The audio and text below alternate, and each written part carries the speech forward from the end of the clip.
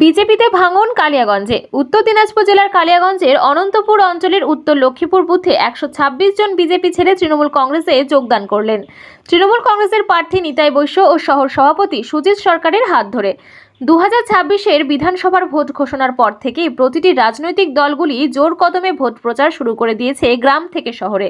এই যোগদানের ফলে বিধানসভা নির্বাচনে শক্তি বৃদ্ধি হলো বলে জানান তৃণমূল প্রার্থী নিতাই বৈশ্য। হ্যাঁ, ঠিকই বলেছেন। আমাদের কালিয়াগঞ্জ বিধানসভার অন্তর্গত আমরা বর্তমানে অনন্তপুর পঞ্চায়েতে রয়েছি। অনন্তপুর পঞ্চায়েতের লক্ষ্মীপুর গ্রাম এটা। চারদিকে সত্যি খুব বৃষ্টি চলছে, প্রাকৃতিক দুর্যোগ চলছে, কিন্তু তারপরেও আমাদের আশেপাশের দুটো গ্রাম থেকে এবং পাশেরও আরেকটা গ্রাম থেকে 126টা পরিবার এবং ইয়াং কিছু ছেলেপেলে আরও আমাদের সাথে তৃণমূল কংগ্রেসের সাথে যুক্ত হতে এসেছে আজকে।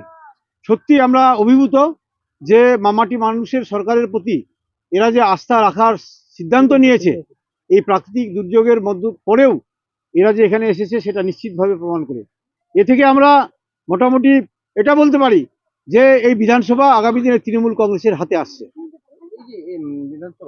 কতটা সুবিধা হবে বলে মনে করছেন? একদম, যে মানুষগুলো আছে এখানে, এই মানুষগুলোর সাথে বিভিন্ন সময় এরা যদিও বিভিন্ন রাজনৈতিক দলের সাথে যুক্ত ছিল, বিভিন্ন সময় আমরা এদেরকে পরিষেবা দিয়েছি, বিভিন্ন সুবিধায় অসুবিধায় দল মত নির্বিশেষে আমরা এদের পাশে দাঁড়িয়েছি। তাই আজকে এরা তৃণমূল কংগ্রেসের সাথে আসার ইচ্ছা প্রকাশ করেছে এবং আমরা খুব খুশি।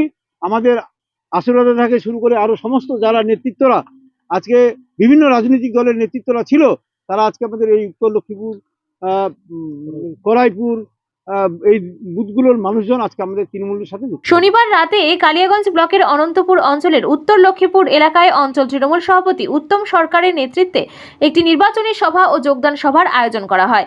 এই দিনের কর্মসূচিতে উপস্থিত ছিলেন তৃণমূল প্রার্থী নিতাই বৈশ্য সহ তৃণমূল সভাপতি সুজিত সরকার, তৃণমূল কংগ্রেসের জেলা শ্রমিক সংগঠনের সভাপতি রামদেব সাহানি সহ অন্যান্যরা।